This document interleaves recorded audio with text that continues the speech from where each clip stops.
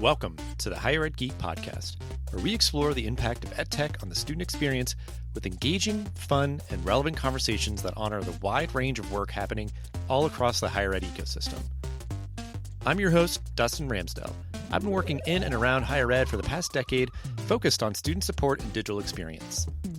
Join me every week for discussions with some of the best minds in education technology who will be bringing you their perspectives on how digital transformation is reshaping the way we recruit, engage, and graduate learners. You'll hear firsthand accounts of how institutional leaders are developing their strategy, as well as get deeper on the stories of how these EdTech tools are being built to foster better student outcomes. With that, let's get to today's episode. Hey there, everybody, and welcome to this episode of the Higher Ed Geek Podcast, episode number 317 with Michelle Craig. She is from AppsAnywhere, another instance here of building off a conversation that I had late last year at EDUCAUSE, learning more about the work that is happening there at AppsAnywhere, expanding upon that prior conversation and digital equity, access, transformation work happening in institutions, and how to really align your tech stack and strategy with just the priorities and preferences and needs of today's learners. Appreciate you checking out this episode, number 317 with Michelle Craig.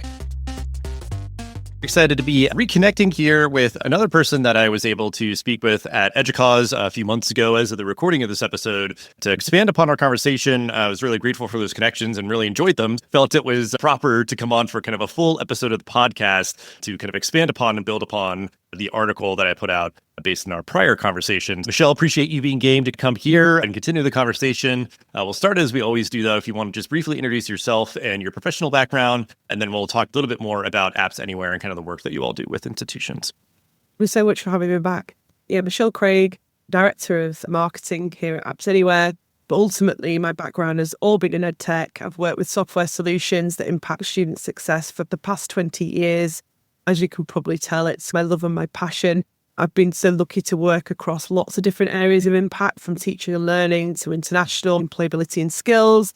And obviously, most recently, looking at kind of IT provision and software and access delivery. So lots of different elements of education, but certainly that has been my life and my love so far in my career. I moved to work with AppsAnywhere mainly around the love of the mission.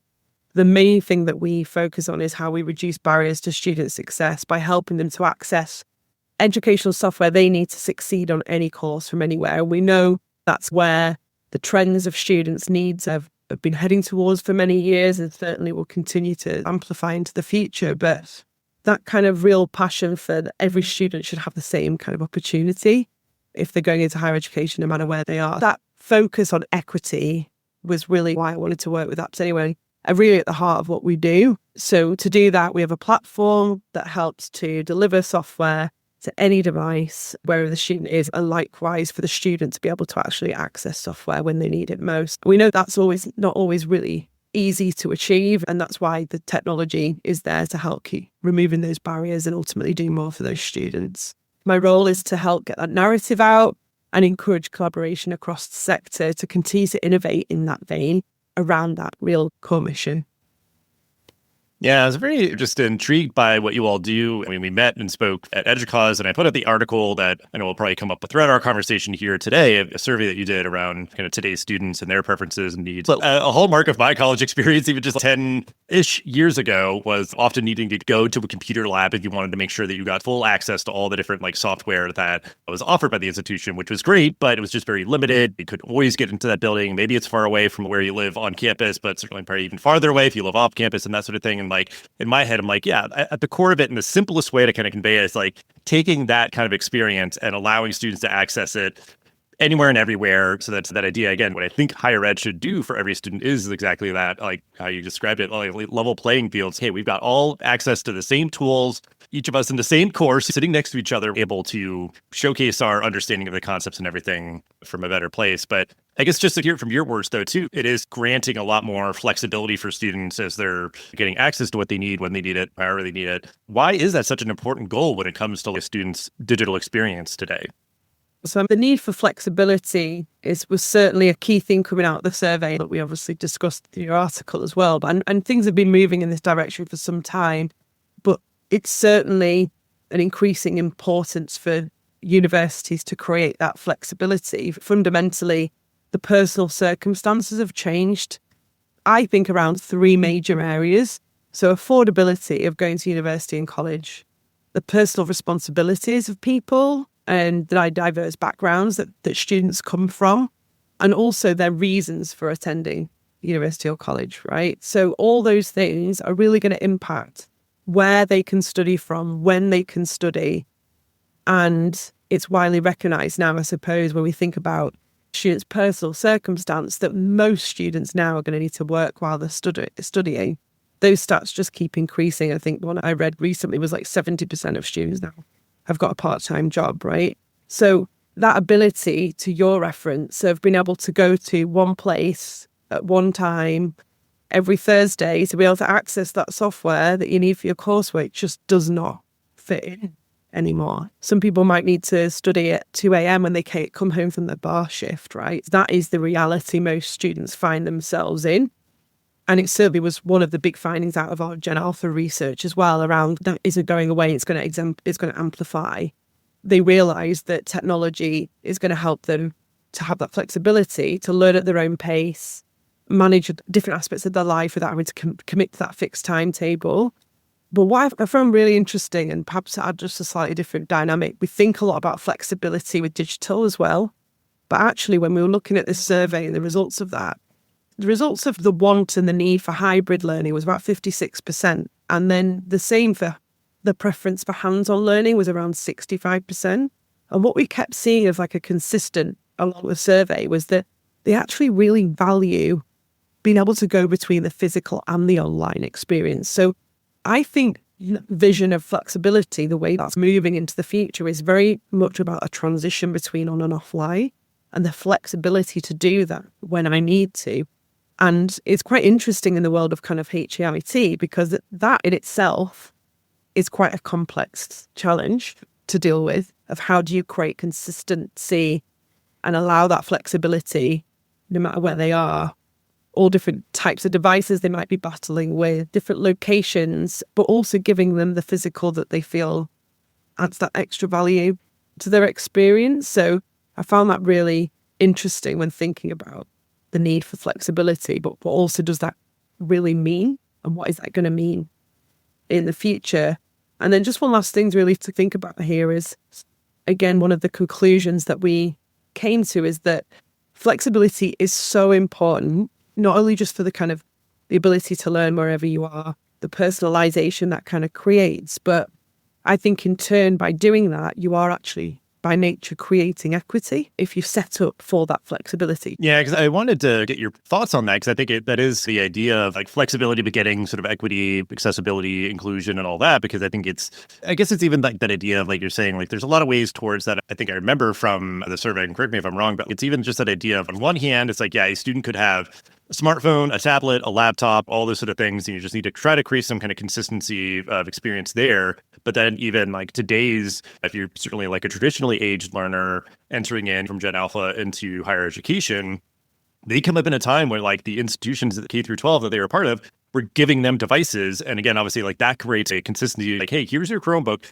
We have set it up for everybody in this class to be the same exact thing. You have the right access to the right things that you're supposed to for the classes that you're in and all that. So I think that dynamic too, and I guess it's the idea of, I fly the notion of flexibility. It's like, we're just giving you like what you're supposed to have. Or whether you guys like it or not, it's like, I want like a bigger screen, or I want like a different color or something. But it does definitely address the like accessibility, inclusion, equity piece, because it's like everybody's got the same laptop with the same things, with the access that they need to whichever applications and software, whatever. So to keep on this topic, because I know it's a big one of like kind of the outcomes. There might be an aspect of it that you could achieve through this other route of, okay, if we grant devices to people, that also can achieve what we're aiming for, just in a different way. No, I do think this is an area where we've had loads of conversation around it, because it is really an interesting piece. Obviously, with the survey, one of the things we really wanted to look at is like, how do their experiences in K-12, let's say in schools, shape their expectations of coming to higher education? And one of the statistics that I found really surprising was 96% of Gen Alpha say that they expect their institution, when they go into higher education, to either provide a device to borrow, loan, or own.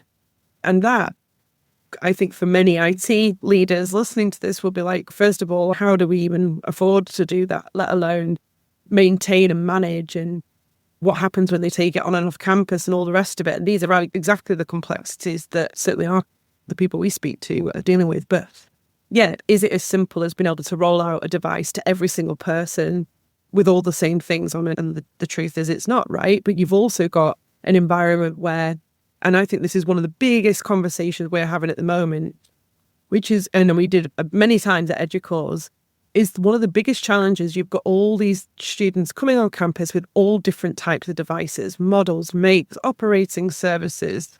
You might have somebody bring the Chromebook they were given it in school to university with them because maybe they can't afford to upgrade it or they don't know what they need or whatever the situation might be, right through to the highest spec Mac or the latest Windows device with the new ARM compatibility on it. Like, how does an institution actually stay ahead of all of that and just be able to provision that with everything they need? And this is exactly the complexity that we work with every day. Like, obviously, we're in the realm of software, educational apps, and making them available. So for us, the answer is with AppsAnywhere is to bring everybody to one platform, and you deliver it through AppsAnywhere and virtualize the application rather than having to go to a virtual desktop or to do a local install, etc. And that means that everybody gets the same experience, and it doesn't matter what device that they're on. So obviously that's the world we're in. But absolutely, one of the biggest challenges we see to flexibility and like that equity is around that device, like ownership and access. Yeah, it comes up time and time again. Yeah, so yeah, I just want to kind of give that honorable mention because I think it's, for better or worse, like there is not a singular answer of, yeah, you got to give everybody a device or you got to just let everybody go their own way or something. It's like, because I think certain institutions do just have like more of a culture around that. And certainly the size of the institution is going to matter a lot in that and all that. But I think it is that idea of you maybe want to be like in a place where you can be device agnostic, because some people just maybe prefer to be on like a tablet or a laptop or a desktop or whatever else. I think that when you operate to a point and kind of more of a software first mindset, you can get above the fray of those dynamics because it can just get messy and all those sort of things. But I think there is a pathway out of that fray. I think a big thing for me right now is institutions, as they're navigating digital transformation, is this opportunity to kind of like size your digital infrastructure investment. So that can be like space and hardware and everything else. But I guess like your perspective on like how and why IT leaders need to be right-sizing their digital infrastructure investments, because I think there was like a big expansion. I think a lot of people are still analyzing, grappling with from the pandemic when they needed to maybe bring on tools that they hadn't had before. And then maybe do we still need them or how do we want to implement them, that sort of thing. So I'm just curious, your perspective on how and why IT leaders need to be right-sizing their digital infrastructure investments. You touched on a few things that I know a lot of people are grappling with now, right? For example, devices for, let's say they're being provided through COVID that now are coming to the end of life or they need maintenance or replacement. And it's definitely brought a lot of questions in around sustainability and what other alternatives there are in that space. But I think ultimately the why we need to right size is to make sure that we're effectively provisioning and supporting and sustaining a great experience. That fundamentally has to be the part of that. And a good experience, again, in our research was very much pointed to having quick and fast performance, easy and seamless interactions with their digital tools, right? Over the look and feel or anything like that. And that requires a lot of thinking around infrastructure, whether it's making sure there's high performing, consistent Wi-Fi, if it's access to applications, for example, across those ranges of devices, and the ability to scale IT resources at certain points in the academic year relative to need and use. Or even we're seeing a lot of course expansion as well. So with many institutions who are expanding engineering and STEM kind of subjects, and like how can you scale that up quite quickly and make sure, again, everybody's got that access that they need, the IT provision. So that we're seeing a lot of needs around those areas. And with a lot of these things, it has a lot of potential to not only be expensive, but sort of technically challenging to cope with, whether it's to maintain that in the future or perhaps the cost behind some of the costs that people are experiencing with cloud and technologies like that. But while I was thinking a little bit about costs, it's quite easy to say people are trying to cost cut. A lot of institutions are facing shrinking budgets and things. But I think really the sentiment that I'm seeing more and more in my conversations is actually it's trying to be more financially and environmentally sustainable in how we deal with things. Like, how do we right size and why do we need to right size? We might need to make some of these cost savings, but in a financially and environmentally sustainable way. And that it's not necessarily about cutting, but actually about investing in the right places and putting the effort where the money is the most valuable. We're reducing waste. We're not necessarily saying, oh, we can't spend anything, because ultimately, if we're going to create more digital environments, if students are going to need more support from an IT resource perspective to succeed in their education, essentially, it needs more investment, not less. Right? And that is the reality of that. But putting the money in the right place to get the maximum output is absolutely the right thing for IT leaders to be doing. And to do that, I think when we think about how, I think it's about visibility and centralization, to be able to actually really understand what you're working with, how it's being used, and real-time data to provide that insight to know where can those optimizations be made. For example, we have institutions being able to see where software is being used, maybe in computer labs, for example, and they're realizing that it's not actually being accessed at the times and in the way that they thought it was. And therefore, they've got staff maybe on the shop floor, so to speak, sat there waiting to help students when actually they're not really using it at that time. They might be better off coming in 2 weeks later. It might be a different time of the year altogether, actually, in some cases we've found. Or it might be a different time of the day that you need to put those resources. So being able to plan and resource, but against real-time kind of insight, I think is really how to do it. And I would imagine like a platform like yours can help with that analysis too, like just to streamline that a bit. But yeah, I think that's definitely like the right mindset to be scrutinizing in that way. And certainly if you were doing kind of inventory to utilize this platform, because one, it is like just usage of seeing, oh, this is being used more or less how we expected, or more in terms of like quantity or whatever. But the other part of it could be like, okay, if we're like being, okay, this is a first year business student, what are all the tools that you have to need? You're collaborating with colleagues to determine that. And realizing like, oh, it seems like they have this like specialized point solution for something learning based or whatever. Is there a way that we could try to like consolidate and bring something in? It's like we have our university-wide LMS. Is there really a need for this sort of offshoot kind of thing or whatever? Like I would imagine those are dynamics that if you actually start doing this inventory, you have all this like technical debt of all these sort of maybe redundant solutions that you then realize when you are doing kind of the provisioning of what's a first year on-campus business student need. That could just start some good conversations, I think, when you just see it very plainly. Do less with more. If it's the idea of, man, we're like spreading out so thin over all these different random point solution learning tools. Can we really make the experience at our campus-wide LMS better by having that just be the one thing that we're pouring everything into to augment that versus fragmenting across all these different things? Let's do less with more. And that was really refreshing to me and it's stuck with me. And I think it's that idea with this is that you might just realize you're spread so thin over a variety of apps and things that you can maybe simplify the experience and make it better when you just see everything more clearly laid out as you're starting to do the work of utilizing a tool like yours, or really be just really strategic around what you're spending money on and what's the worth or the value of all these different things. And yeah, I think this is an important moment for that, as there's been just a lot of turbulence and ambiguity and all that, and just a very difficult climate for a lot of the higher ed institutions. These are just important conversations to be having now, especially. As we wrap up, though, I will give you the opportunity to provide a final thought, call to action, motivating words, however you might want to take it, on this topic to end the episode. The floor is yours.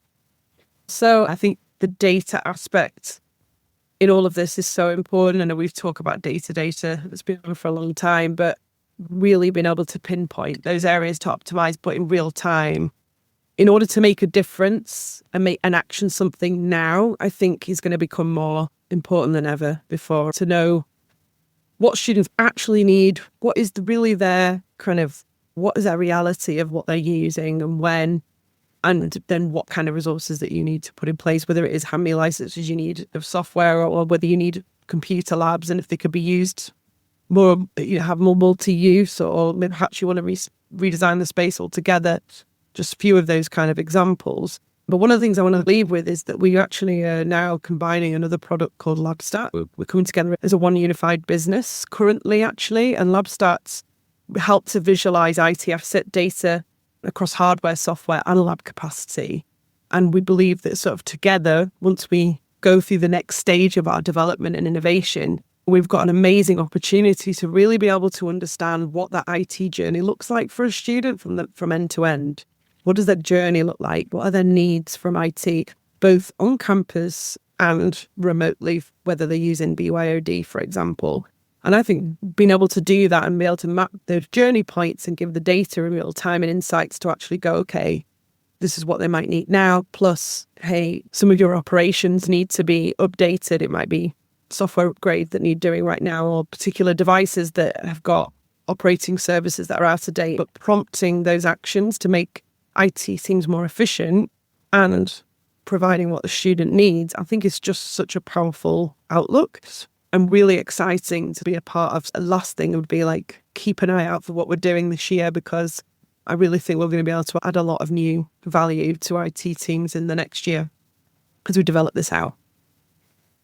Yeah, that does sound very exciting. We'll have to have you or someone from your team back to talk more about that as it just kind of ripples outward. Because I think that is like such an important thing. We're just doing kind of the deeper analysis, because it's, like data has been just like buzzword for a long time and maybe almost become less meaningful over time. But the idea of, I think we keep geting more and more data. That was trend line, is okay, we need more data. And now I think the story is, okay, we have a lot of data and a lot of different kinds of data. And if we do really take the time that all of this sort of warrants and deserves, we can really just get away from like anecdotal decision making in so many different ways. And in this context, it could be something where, like you're determining like, I think we really need to go like mobile first in terms of the development of apps and how we're like provisioning things or just the experience, because I think that has definitely been a storyline. And you can know, I guess, the extent to which it is the case at your campus. But if like people are primarily engaging with all the tools via a tablet or something, it's like you do need to build around that a little bit differently than if you are a web experience or whatever. Having informed conversations over a common foundational set of data and stuff like that, and just knowing how best to use spaces or how do you wind down spaces or something in terms of like physical spaces. I think that's the idea, like right sizing your digital infrastructure is like knowing definitively, like how many people are bringing their own devices, like how are people using devices that we may or may not be giving them, or campus lab spaces, or like which ones and what ways are being used and how can we maybe leverage those in the best way possible. Because I think it's just like you need to be obviously like a good steward, especially as a public institution, good steward of the resources that you're provided and making sure that you're optimizing for the reality of your campus. And then even with the survey that you did, the reality of the students that will continue to be a large force in your student population. All really great stuff and really good stuff, I think, to chew on as our IT leaders are heading into this new year, developing their strategy and just navigating the continuing waves crashing upon us of digital transformation and all that good stuff. Just appreciate you and all that you do, and for chatting with me again here. We'll have ways to connect with you, AppsAnywhere, the article that I did about our interview before from EdTech, all in the episode descriptions. Just really appreciate your time and all that you shared. Thank you so much. Thanks for having me. Thanks for listening to the Higher Ed Geek podcast. This show is a proud member of the Enrollify Network, home to Higher Ed's largest collection of podcasts. Enrollify is where higher ed goes to grow. So be sure to check out our other podcasts, webinars, video clips, blogs, and more. Visit enrollify.org and subscribe for all the latest details and content drops directly to your inbox. Enrollify is brought to you by Element 451, the digital workforce platform for higher ed. Learn more at element451.com.